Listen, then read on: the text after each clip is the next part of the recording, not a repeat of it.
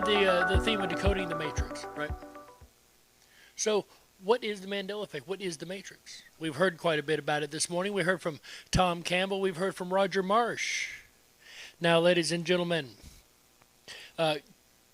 current commonly accepted definitions of the Mandela effect contain both mistaken assumptions and logical errors. Thanks to new findings from scientific research over the past several years, we can more accurately define what is meant by the term Mandela effect, based on our ever-improving awareness of what the Mandela effect is showing us.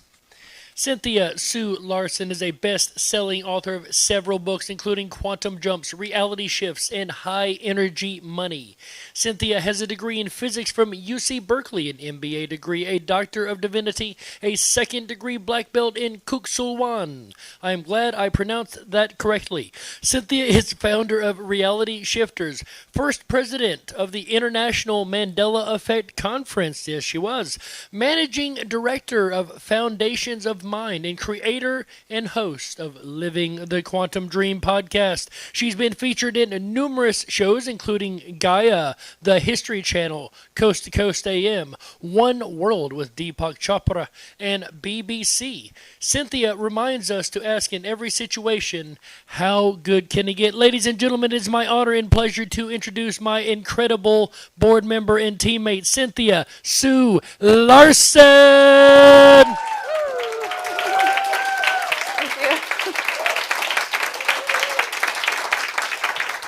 Thank you so much.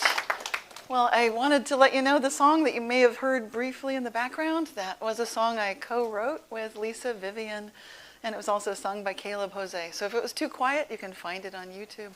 And I just want to mention that. It was How Good Can It Get? That's sort of my battle cry, my guiding question. It's a positive direction in the vision direction that Roger was just talking about. So today I will be talking about the science of the Mandela effect, and thank you for the clicker. Okay, let's see if I get this right. Okay, this is about me. I have been a lifelong experiencer of this phenomenon, which did not have that name in the 1960s. In fact, it didn't have any name. And so when I was experiencing things where I would remember something differently than my family, than a lot of other people, I just felt like I can't play Trivial Pursuit when that game came out. It was pointless, you know? There's no point. I thought, why would anyone enjoy this? Okay. So I've been exploring the science behind the mind-matter interaction ever since I can remember. I started making it more seriously active after a Kundalini awakening, which happened in the 1990s. Took me 5 years to integrate. So by 1998, that's when I came out with this first version of the first book, Reality Shifts. Let's see if I get this right. Okay. So, yes, we just read through the topic today. You've got an example of the Mandela effect on the left. This is C-3PO. What color are his legs? And to those of us who are familiar with this phenomenon, this is what we remember, I think. But apparently this was not always the case, and now one of the legs is silver. So these are the kind of things that we see. And scientists have been ignoring this because it's easier not to go into it. But I have noticed, and I keep looking for consistently, what is the leading edge of the science? I'll be presenting the best version of that I can today to show you, what can you see scientifically with the research that's come out very recently as far as the Mandela effect.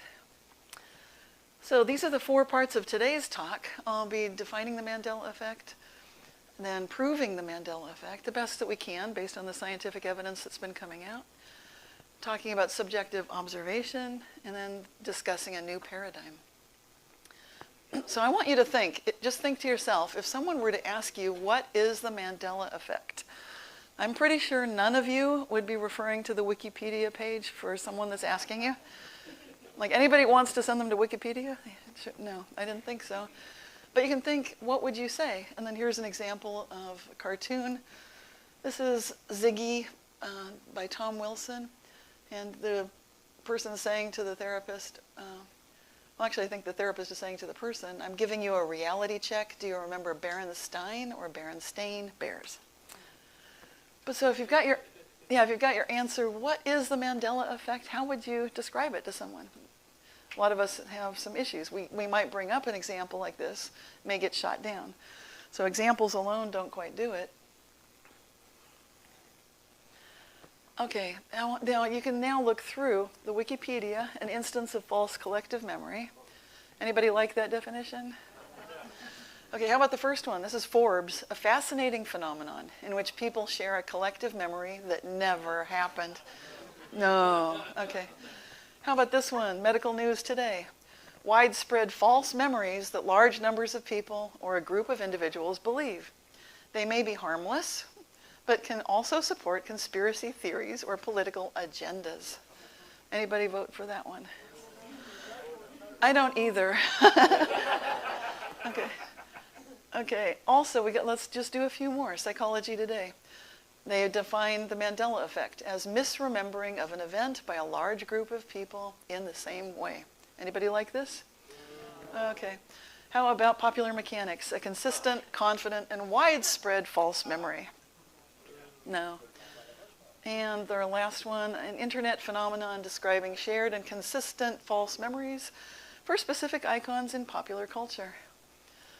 These guys tried, I'll give them that, and I will be talking about their research, but I have to agree with you. No. Big double cross out. Okay. So what I'd like to do today is reclaim the definition. Talk about what is it really? If we know it's not these other things, what's wrong? Well, good science, we heard today from Tom, and he was discussing what are good theories, what's good science. It depends on making clear assumptions with awareness of pre-existing bias and suppositions. Now, it's been said that the only way to advance science is for the old scientists to die out. And there's a reason for that, and it has to do with these biases and the suppositions. And I've seen that firsthand because I know the hippies who saved physics. I'm currently asking these guys, could you endorse the book I've written about the Mandela effect?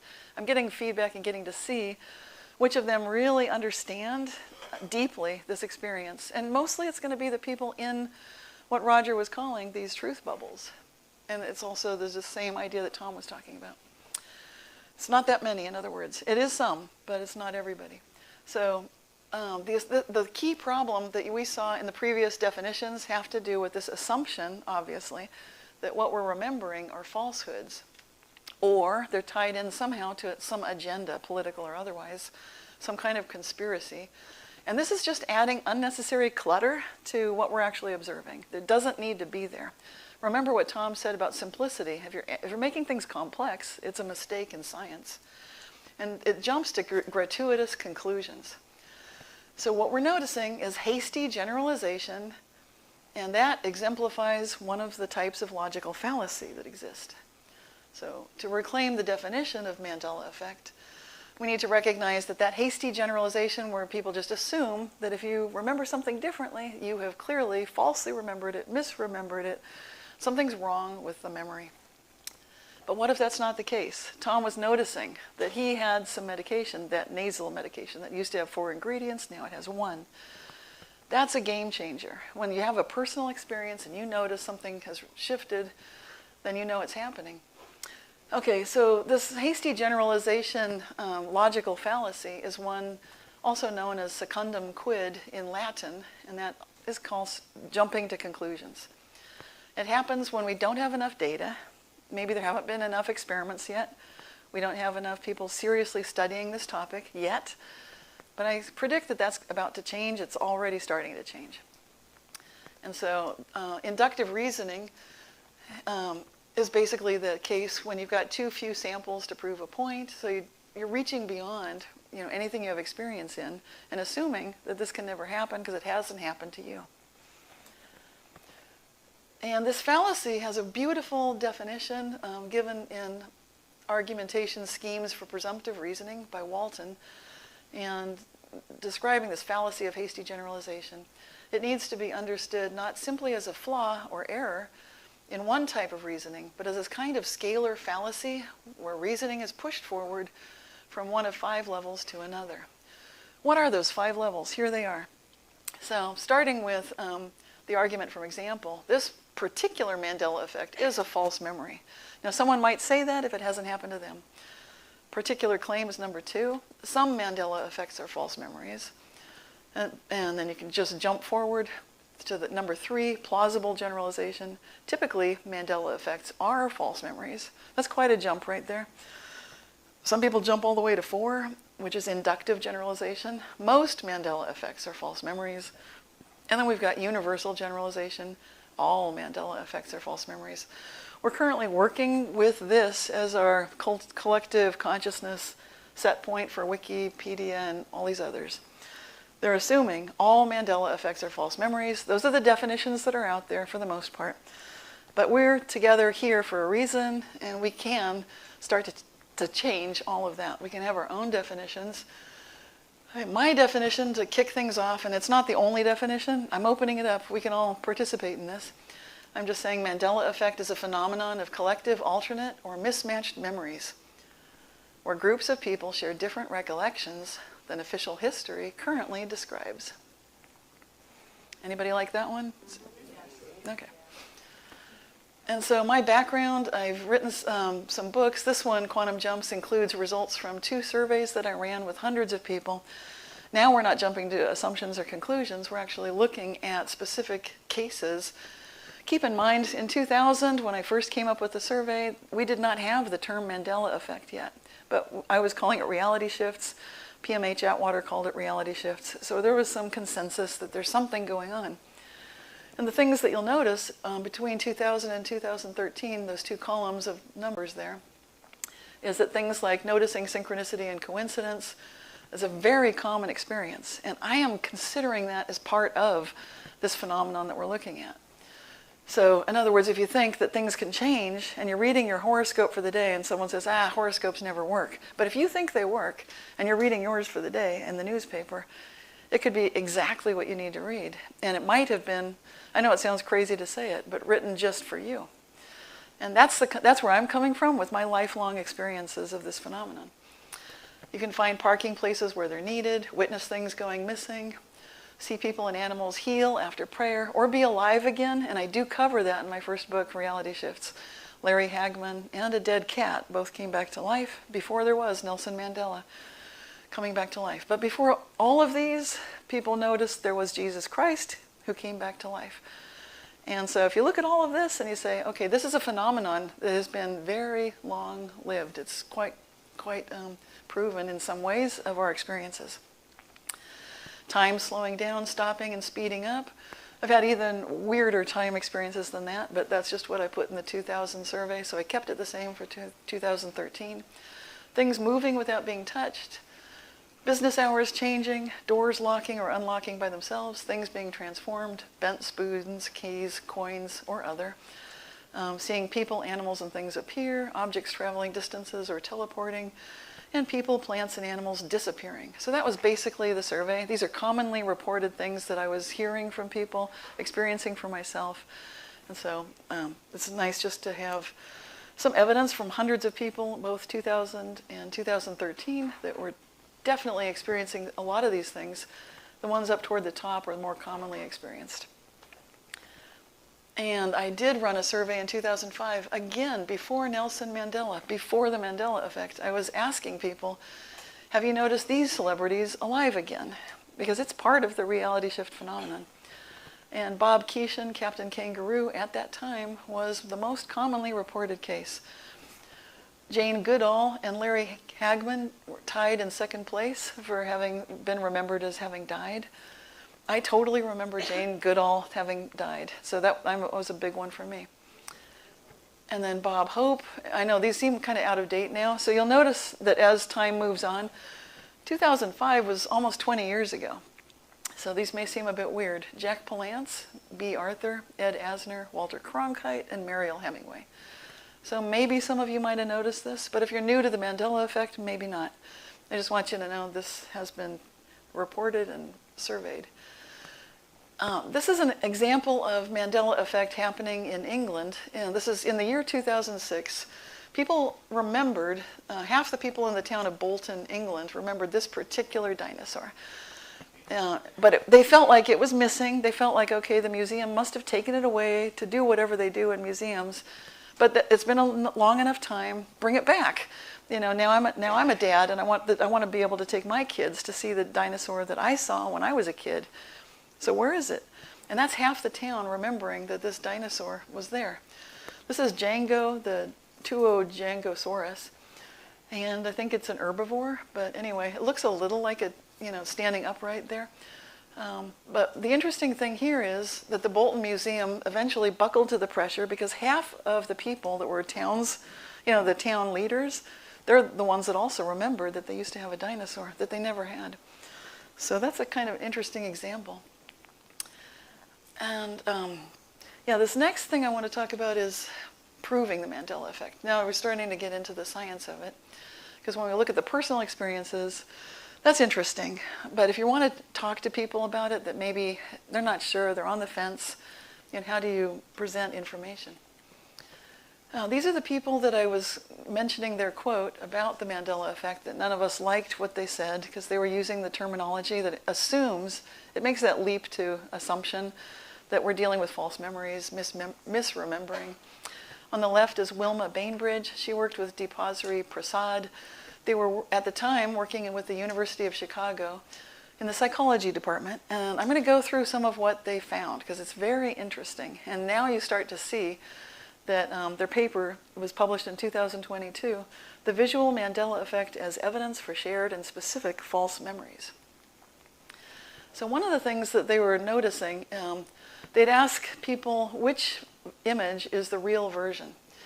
And you'll see that in they'll have the original, so the original C-3PO, the way that apparently it's always been, which looks kind of wacky. A lot of these are going to look wacky. Like if you're Mandela affected and you're just looking at that top row, it's like, that's not right, that's not right.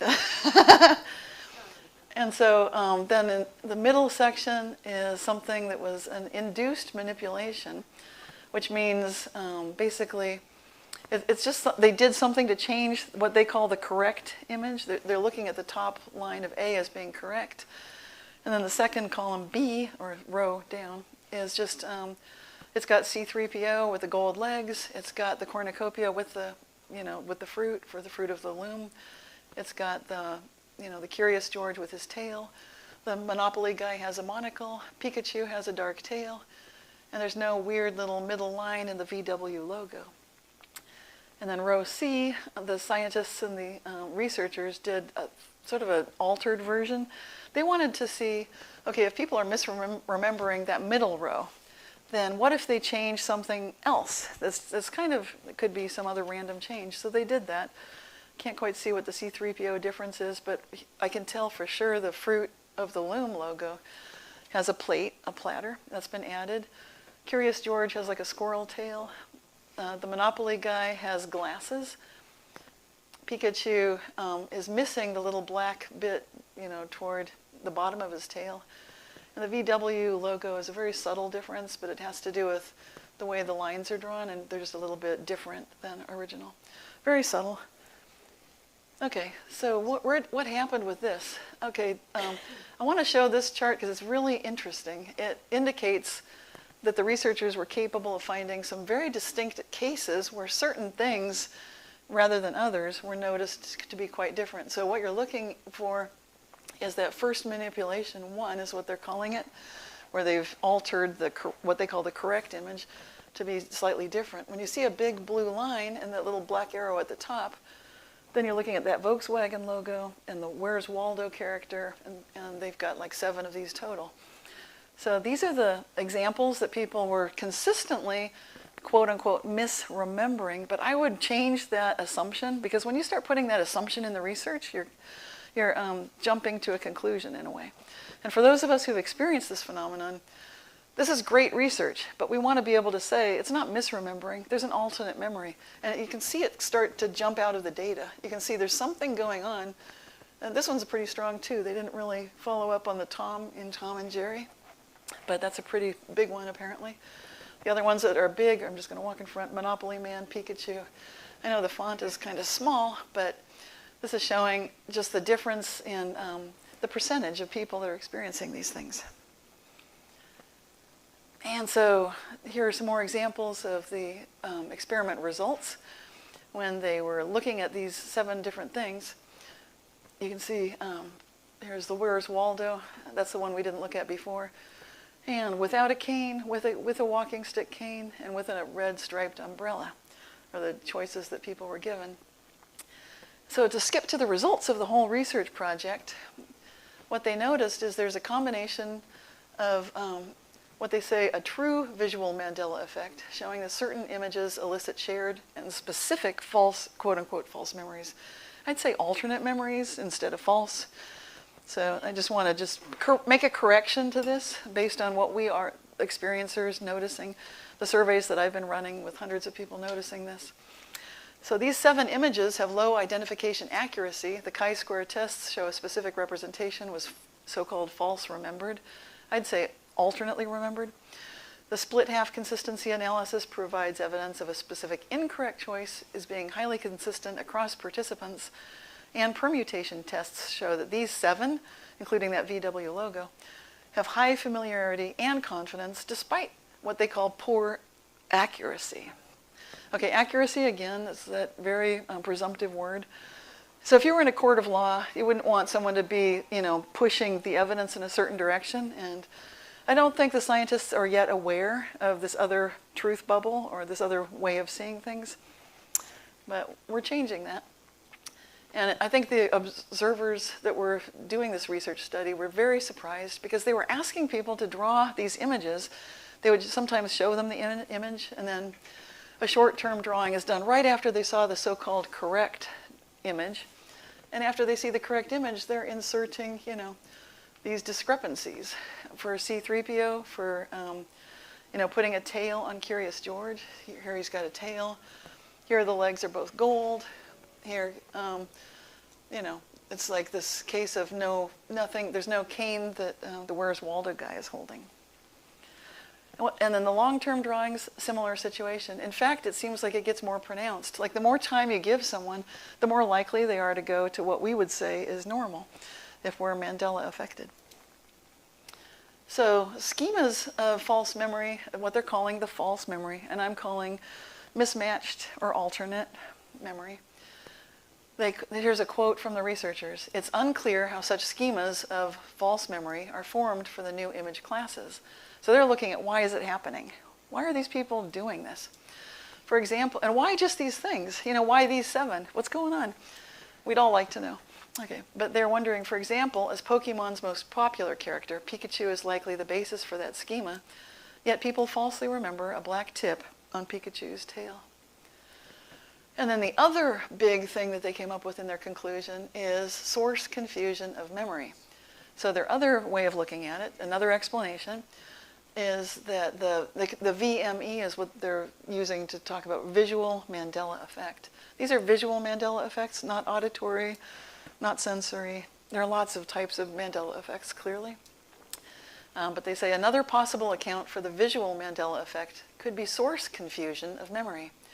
Our image scraping results suggest that while uncommon, it is possible for people to be, and what they're talking about is surfing the internet. You're just trying to find an image of Pikachu, and you bumble into one of these Mandela effect memories where it's like, we would call it possibly reality residue is a popular term. So if they run into that, it's possible for people to have previously experienced the visual Mandela effect version, like the gold legs on C-3PO, the cornucopia for Fruit of the Loom. In this case, the visual Mandela effect error would not be a false memory, but rather source confusion, remembering the non-canonical version that they saw instead of the canonical design. Okay, that can happen, and I think Tom would call this pattern matching, perhaps. Fine. Okay, that's all well and good, but some aspects of the visual Mandela effect are not schema or source confusion, and the researchers noticed this. That's what really grabbed their attention, and that's why I like this study. Although these 2 accounts may explain some examples of the visual Mandela effect, there are results that neither can fully account for. Firstly, participants who made those visual Mandela effect so-called errors reported high familiarity, implying they had extensive experience with the canonical version. Secondly, we found that for most of the visual Mandela effect icons, 5 out of 7, the majority of the scraped images were the canonical version. So they can't, in other words, they're not getting influenced by what they surfed on the internet, and they are familiar with these things. So we show that the visual Mandela effect cannot be universally explained by a single account. So that's progress right there. I want to bring up the work of another psychologist, Anthony Jenks, And he has studied all sorts of things. He's got background in neuroscience, perception, parapsychology, and paranormal belief and experience. He wrote this book, Disappearing Object Phenomenon. And it's an investigation. And basically, he published it in 2016. And what he found when he was looking to see, is there a difference between people who've been, we'd call it Mandela affected, or they notice reality shifts, and people who don't. He was wondering, is there some sort of an error happening cognitively? Are they having mental problems? This is another way of putting it. He asserts they're not having mental problems. You'll be glad to hear. Okay. Hey, I know, a relief. I think most of us know we're not crazy, but sometimes when you talk to people, they have doubts. Okay, so Jinks asserts that experiencers are not suffering from such possible psychological issues as transience, telescoping, errors of commission, which include suggestibility, illusionary correlation, confirmation bias, or perceptual blindness, such as inattentional blindness, altered states of consciousness, such as hallucinations, auto-hypnosis, encoding errors, such as absent-mindedness, memory distortion for pre-existing beliefs, and loose association. This is a wonderful study, well worth mentioning, because what it's doing is showing that there isn't really any perceivable, observable, obvious difference between experiencers and non-experiencers. We have the same abilities, and we don't seem to have deficits that people might expect we would, or assume that we do. Okay, next up, subjective observation. And this gets into the idea of our individual units of consciousness. I forget the exact term that Tom was using, but that truth bubble is another way of looking at it. So I'm going to go through just some basics of physics just quickly. So I know you're familiar with most of these things. Those of us who've experienced the Mandela effect tend to dive right into quantum physics. And there's a reason for that. Because when we look at the double slit experiment, which is one of the most elegant experiments in all of science, absolutely. And there's so many versions of it. And what it involves basically is just the particle emitting device, some sort of like a double slit barrier in between the emitting device and the little wall or screen on the other side, and the observer. The observer absolutely matters. So what's observed with this experiment is that when photons of light are passing through the two slits, and the observer has a detector in one of the slits, so they know for sure which one that's going through. Well, when the observer knows for sure, then it looks like that image on the left, kind of like paintballs going splat, making, sort of a very splatty kind of an image. However, when photons of light are passing through two slits and the observer doesn't have that detection device in either of the slits, then what happens is the particle of light, for example, so a photon of light, one single photon, starts behaving like a wave, like it's interfering with itself, creating a diffraction pattern that looks like when you throw two pebbles in a pond, but there's only one pebble thrown. It's like if you threw one pebble in a pond and then you see the results of two pebbles having been thrown in. That's what they're seeing, and that's really weird. The other huge experiment worthy of note and special mention is Erwin Schrödinger's cat experiment. So he created this experiment as sort of almost a joke. It was supposed to be preposterous because at the time there's this idea of superposition of states that was supposedly observed, that until it's observed, that quantum photon particle is both a particle and a wave. But as soon as you observe it, it makes a choice, which is very strange. So this picture is showing the cat apparatus itself involving this is an imaginary cat. No cats were actually harmed.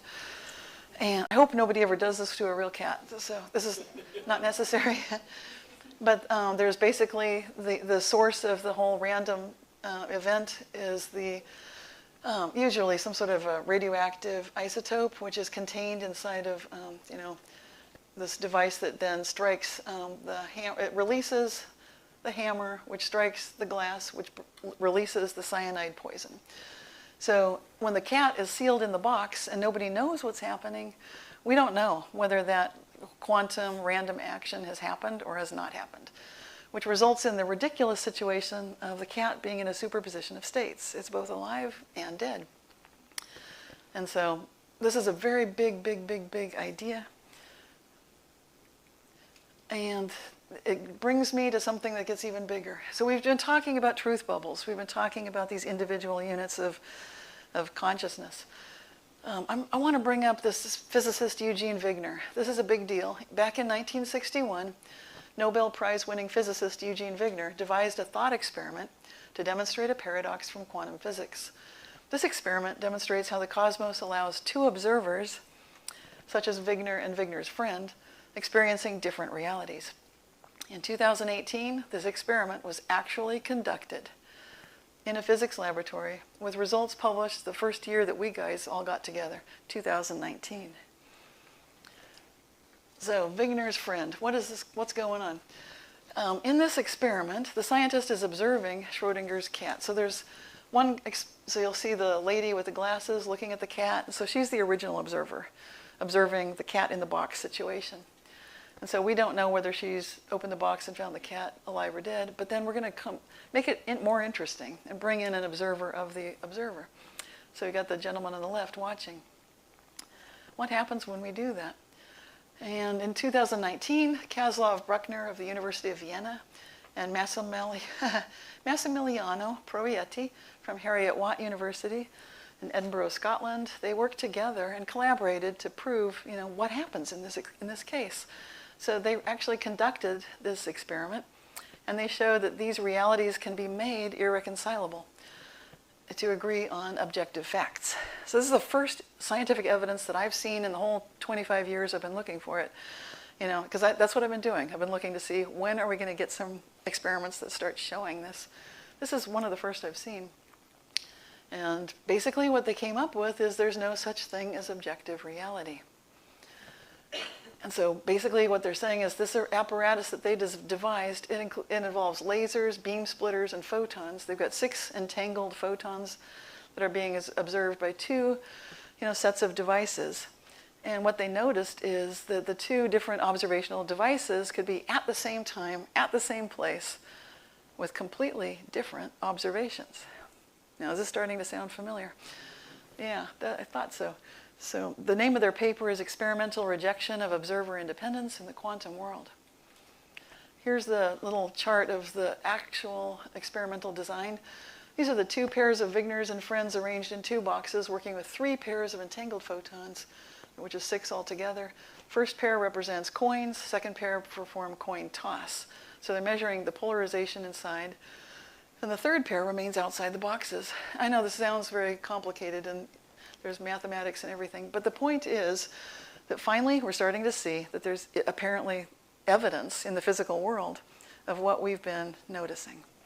I think this is huge. To me, that was the biggest news story of 2019 besides us getting together with our first conference. And so now these are the observations Proietti made about this research. He said some physicists see that these new developments are bolstering interpretations that allow more than one outcome to occur for an observation. For example, the existence of parallel universes in which each outcome happens. That's like the multiverse, right? Others see it as compelling evidence for intrinsically observer-dependent theories. I love these, such as quantum Bayesianism, and I can't get into all that in 45 minutes. So sorry about that, but I'll do it later, I'm sure. But in this case, an agent's actions and experiences are the central concerns. Bayesianism is a type of statistics where you've got probabilities even on what seem like certainties of true and false. So that's sort of in a nutshell. There's a lot more to it, but it's very cool. Yet others take this strong pointer, then perhaps quantum mechanics will break down above certain complexity scales. Okay, I'm going with number 2 personally. I like the parallel universe idea sometimes, but I'm just telling you where I am right now. Love the quantum Bayesianism. And getting into that quantum Bayesianism, who is leading the charge right now? This is a scientist most people don't know about. These are the ones I follow. I'm tracking where are the big ideas coming from. This is Eric Cavalcanti from Australia, and he suggests that if we reject the no-go assumption of absoluteness of observed events, then not all observers will agree about what events transpired. In this sense, the events that are definite for the friend but not for the Wigner could be said to be not in Wigner's space-time but occurring in a Wigner bubble. And now what does this sound like? The truth bubbles, what Tom Campbell's talking about. Love it. So where is this bringing us? This is basically a new paradigm, which I think we've been talking about all day today so far. What is a paradigm shift? That term was coined by this gentleman, Thomas Kuhn, and he stated that mature science experiences alternating phases of what he calls normal science, where assumptions comprising the disciplinary matrix, there's that matrix, are kept fixed, and revolutions, where we break the matrix, right? Where the disciplinary matrix is revised to allow for solution of otherwise anomalous puzzles outside the reach of the preceding scientific period. Spot on. He has a quote, "All significant breakthroughs are break withs, old ways of thinking." And during that normal science period, scientists neither test nor seek to confirm the guiding theories of their disciplinary matrix, nor do they regard anomalous results as falsifying those theories. Anomalies during these normal periods are ignored or explained away at every opportunity.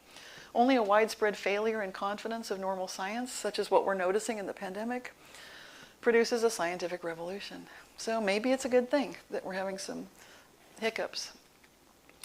So does objective reality exist? And here's a little cartoon on the left. Two people are cartoon characters looking at a figure on the ground. For one of them, it looks like the number 6. For the other, it looks like the number 9. Just because you're right does not mean I am wrong. You just haven't seen life from my side. And then here's that classic image of, what are you looking at there? Some people see one kind of animal, others see another. And I was called for jury duty not too long ago. And I thought, if I actually talk about what I believe in, describe some of this stuff about quantum logic and how we don't really have these certainties that we think we have, I thought for sure I'll get dismissed. But I had a bad feeling when I looked up and I saw that the prosecuting attorney was smiling, and so was the defense attorney. I'm like, oh no. And then the judge leaned forward. He was the only one that looked really concerned. He got it, and he said, "But you will follow the rules of this court, won't you?" And my thought bubble was, did you not hear everything I just said? I said, yes, of course, but like with a Bayesian yes. I'm not going to describe that whole thing. But anyway, it was very interesting because I got selected, and then I was selected by the jury to be the foreman. So I want you to know. I know, because this sounds wacky, right? But if you explain it with the kind of descriptions and examples and science that I'm sharing with you now, people don't think of you as crazy. And I was shocked. I mean, seriously, because I thought, this is it, no problem. Well, there was a problem. Okay, maybe it was good. Anyway, so what is this objectivity assumption? This is from the Stanford Encyclopedia of Philosophy. They say scientific objectivity is what we all assume generally right now in the normal science. That objectivity is a property of various aspects of science. It expresses the idea that scientific claims, methods, results, and scientists themselves are not, or should not be, influenced by particular perspectives, value judgments, community bias, or personal interests, to name a few relevant factors. It's hard to read this with a straight face. Like, do you know anybody like this? I mean, I know scientists and they have biases. Okay, objectivity is often considered to be an ideal for scientific inquiry, a good reason for valuing scientific knowledge, and the basis of the authority of science in society. So this, in normal times, this would fly. But good news for us, we're not in normal times. Okay, I co-authored a paper with physicist George Weissman. He was one of the hippies who saved physics. He's in the book by that name. And we wrote about the quantum paradigm and changing the objectivity assumption. Around the same time, Carlos Rovelli was also writing similar things. He's a genius, and he writes beautiful books that everyone can enjoy, like about time, and how there is no such thing as objective time or time that's the same for all of us. It does not exist. And he explains it in such a beautiful way, you can actually show that to other people too. Brilliant. But our paper was just diving into this and showing that the subject-object distinction has within the natural sciences degenerated into a dichotomy, an absolute split into separate realms, with scientists adopting the classical paradigm where the object pole of experience, so-called objective reality, can be studied independently from the subject pole, the experiencer. With a presupposition, this procedure yields a fundamental description of nature. The subjective is often eliminated altogether as a fundamental category and reduced to an epiphenomenon of objective processes. And Bernardo Kastrup, I mentioned him, he says one of the weirdest implications of quantum mechanics is different observers can give different, equally valid accounts of the same events. And here's that Carlo Rovelli he's mentioning that I just talked about. In Carlo Rovelli's relational quantum mechanics, this means there should be no absolute observer-independent physical quantities. You can see it for yourself if you read his book on time. All physical quantities, the whole physical universe, must be relative to the observer. That's the way it is. The notion that we all share the same physical environment must therefore be an illusion. Exactly what Tom Campbell was saying. Okay, Bernardo Kastrup's mental states are real. And then Philip K. Dick. This is great. Philip K. Dick is one of our early Mandela effect experiencers, for sure. And he says, he said, maybe each human being lives in a unique world, a private world different from those inhabited and experienced by all other humans. If reality differs from person to person, can we speak of reality singular? Or shouldn't we really be talking about plural realities? And if there are plural realities, are some more true, more real than others? David Bohm, he's the father of the holographic interpretation of quantum physics. He says the general tacit assumption in thought is if it's just telling you the way things are and that's not doing anything, that you are inside there deciding what to do with the information. But I want to say that you don't decide what to do with the information. The information takes over. It runs you. Thought runs you. He continues, thought, however, gives the false information that you are running it, that you're the one who controls thought, whereas actually thought is the one which controls each one of us. That being and doing thing. Until thought is understood, better yet, more than understood, perceived, it will actually control us, but it will create the impression that it is our servant, that it is just doing what we want it to do. That's the difficulty. Thought is participating and then saying it's not participating, but it's taking part in everything. Fragmentation is a particular case of that. Thought is creating divisions out of itself and then saying that they're there naturally. And now this is the Philosophia Perennius, and it's the experience of the absolute. And basically these lines leading up are different paths of explaining reality according to different philosophical or religious views. We've got Hinduism, Buddhism, Christianity, Judaism, Islam, everything. Chinese traditional, they all just go up to this contemplative form. So it starts institutionally, where you can go find a group of people to talk about this.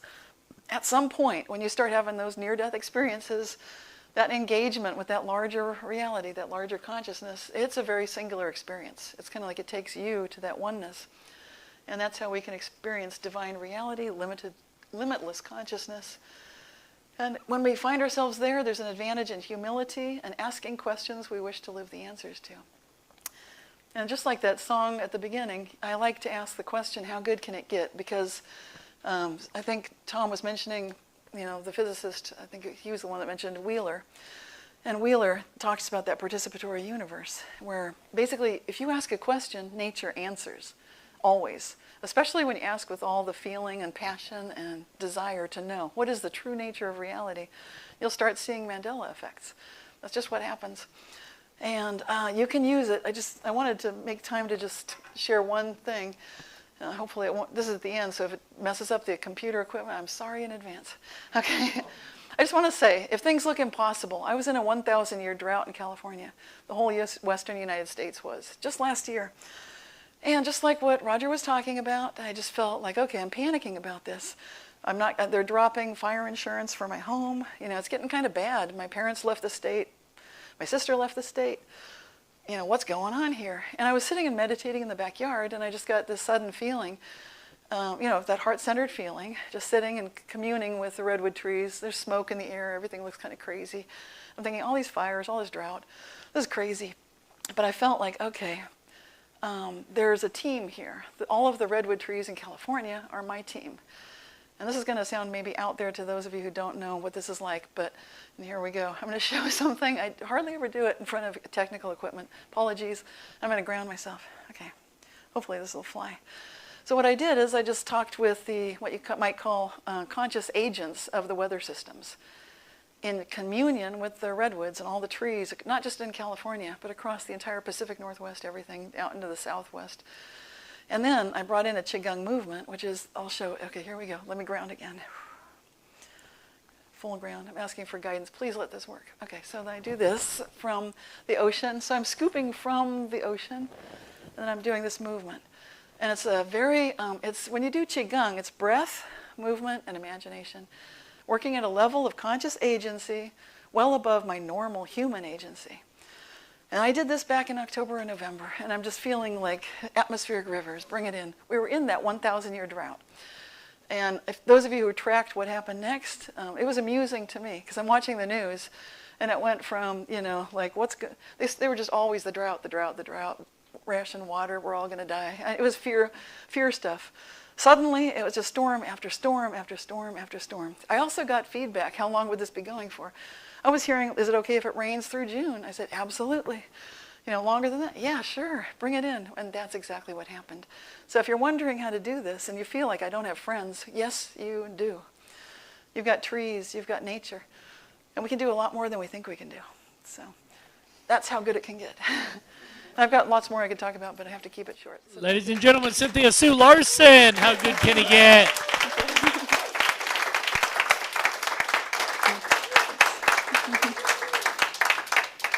Well, I think it was a really good presentation. I know they got really good at least. But ladies and gentlemen, do you have any questions? The microphone is open now for questions. I see somebody from the back of the room, couple from the back of the room coming on up. Come on, line up here, ladies and gentlemen. If you would like to ask a question, just kind of sit over here in one of these chairs, line up, and I will get to you one by one. Like our first guest here, you seem to be asking every speaker questions. I love it. You are so interactive. I'll keep going if you guys don't come up here and ask questions. Well, folks, what's great is he's a speaker also, so we can get him back later, right? We can all ask him a question. All right, go ahead, buddy. You're up. All right, so I have a question and then a follow-up question depending on how you answer it, so it might be a little bit Schrodinger. Okay, yeah, sure.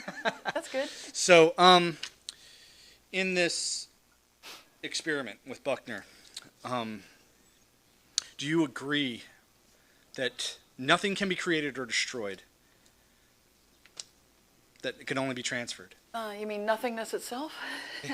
I know I'm not being playful like one hand clapping. I mean nothingness can be, can nothingness be created? Can it be destroyed? Well, the reason that I ask, it doesn't disprove the experiment at all. No, but because you use the word nothing, and I love it, because that takes me straight to that divinity point, and so I love that. As a personal, I know that's probably not what you meant, but to me, nothingness is everything.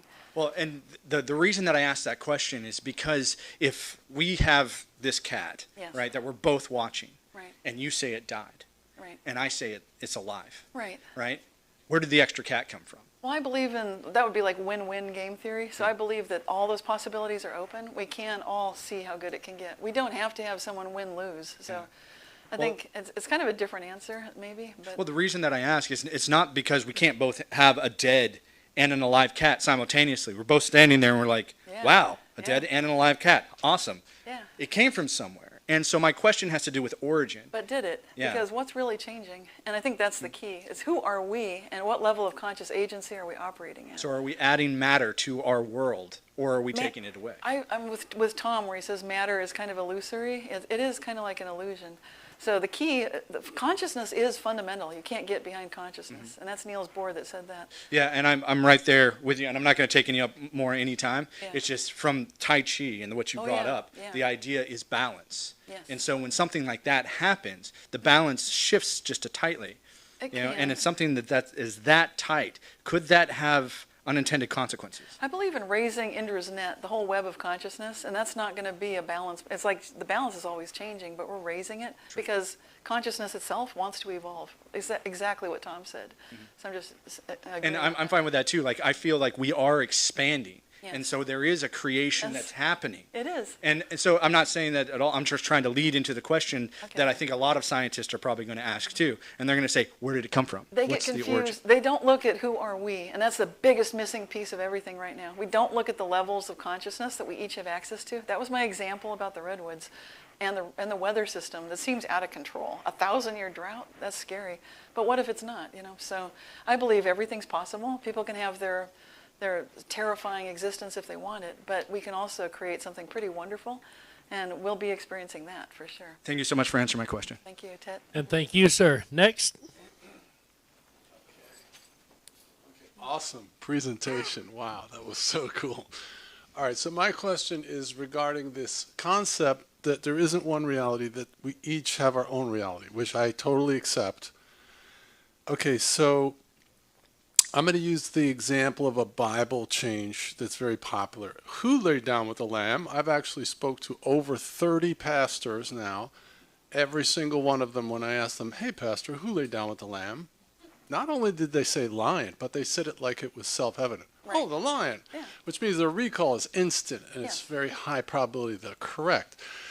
All right, now, what we've experienced, I've done surveys, and basically the entire community experiences the same memory. But there was this one lady who had this experience, it was an anchor memory, where she swore 30 years ago in her Bible school, there was this big debate about the wolf laying down with the lamb. Oh, wow. Okay, so she was absolutely certain that she experienced that, right? So, but she shared all of the rest of the memories that the community shared as well. So what I identified was what I called a reality bubble, Right. or a time tributary. Right.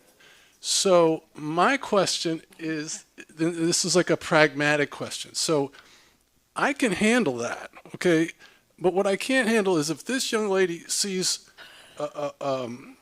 an egg on the floor and I see an apple, and we're both in the same room at the exact same time, and we're seeing two different things Right. simultaneously, that would freak me out, I think, a little bit, right? So could you think of an example of where that level of disparity could be taking place, where we have two separate realities, but yet we're sharing the same space? Because that seems hard for me to grasp. I think we'll be leading into experiences where that does happen. I think that's going to, I've heard reports from a woman who saw herself driving toward herself in the same exact Yep. bizarre vehicle with the strange things on top of the roof of the car. And she just did like, what the heck just happened there? So if that can happen, then of course you can have two people standing side by side. I have seen that kind of thing, and I describe it in my book, Reality Shifts, where I was at Disneyland. My elder daughter wanted to use the bathroom. I heard her ask me for the bathroom. And yet when I said, okay, I think we found one now, here it is. And she said, how did you know that I needed to use the bathroom? Excellent. And I said, because you asked me. And she said, no, I didn't. So I've been reporting that since 1998. All right, so your answer is yes. Oh, yeah. Okay. So let's stick around 1 second. Would this be the same as the philosophical concept of her dress is blue, Yeah. and we both agreed that the color we're seeing is blue, Right. but the color that you're seeing through your eyes could very well be what I call green. Yeah. You know what I mean? I don't know that. We could be having two different subjective but objective experiences at the same time. Would that be the same? Yeah, but I think the implications are ginormous. They're huge. I think that's what John was getting at. Like, where does this go? And Right. that would be the obvious question next. And it can go pretty big. So, I mean, it's huge. You can be standing side by side with someone, and what you think is happening is different for them. Right. I've actually seen that many times. And that's been proven in laboratory, right? That's what I just said. That it was published the year that we guys first got together, 2019. Best news of the year besides us getting together. Great presentation. Thank you. Yeah. Anybody else have a question? Anybody? Come on up. All right, super good. Thank you so much. My question is related to your experience calling in the rain. And I love your story as a young girl when you were wanting to show your mom that, hey, look, I can turn the rain on and off. So you've Right. had that capacity as a rainmaker. Right. And the heat was on because 1,000-year drought, it's hot. I'm a California native too. I was there at the same time. I was also calling in the rain. Thank you. So it was I had a similar synchronistic experience where I was like, I want an abundance of rain, but I don't want floods. Right. We had some floods in certain areas, But but not not too where I bad. was living. And we Yeah. just had lots of rain. It continuously came and came and came. And I'm like, wow, what a blessing. My intention is manifesting. Yes. So we were co-creating in that field, at least in my truth bubble. And I didn't know that you were doing that. But my question is this. So parallel realities, Yes. and our particular experience and our particular truth bubble, do you feel that if the cat is dead or if the cat is alive, it's only one or the other? It's not both and. And the way I would say that we might experience that is that some people are still experiencing a drought. There's a reality that's occurring in California where they're in the 1,000-year drought. They're still having that because their consciousness was cultivating drought, drought, drought, and they didn't have a qigong move and a fabulous team of rain, Yes. rain angels, we could call them, or a team. And so they are in that timeline. And I'll get to my question here in a moment, but just another simple example is that, with respect to tyranny and freedom on the planet, that certain people we may actually observe, there's tyranny and there's freedom, a lack of freedom for some people, but then yet I walk freely in my realm, in my bubble. And I can invite people in and say, yes, you can be in the world, but not of it. You can create your own freedom, even though we see people that don't have that capacity. How do these two realities play out, and do they overlap, or are they kind of one or the other, and how do you navigate that? I navigate it. That's a great question. Thank you so much, Roger. And what I do is I focus on how good can it get. And that's a question I can share with everyone, even if they're in what seems like a negative bubble in a downward spiral. And they might feel like, this is a joke. I said, no, it's not a joke. I went through long haul COVID, and I came through that. I had hundreds of symptoms, and I didn't know where it was going. It was very much like the beautiful outline of 10 points that you made. Like, how do you get through this? How do you, when everything's really, truly falling apart and you might die, and you just get into that accepting mode, stay in your heart. And so I did that. And I know, going back to your question, like what are the implications here? Well, absolutely.